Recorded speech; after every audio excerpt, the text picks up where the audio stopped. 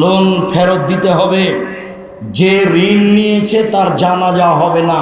1 minute, আল্লাহ রাসূল বলছেন, এই শোনো, এর ঋণ আছে? জি আছে। তাহলে আমি গেলাম। তার মানে যার ঋণ আছে তার জানাজা হবে না, যার ঋণ আছে তার জানাজা হবে না। সাবধান, ঋণ মানে সুদ। এদেশে ব্যাংকে ঋণ মানে সুদ। ব্যাংকে লোন নিয়ে বাড়ি গাড়ি করিয়েন না। কুল্লু লাহমিন নাবাতা মিনাস সুহতে কানাতিন নারা আওলা বিহি। যেই শরীরটা হারাম উপায়ে বাড়ে তার জন্য জাহান্নাম যথেষ্ট।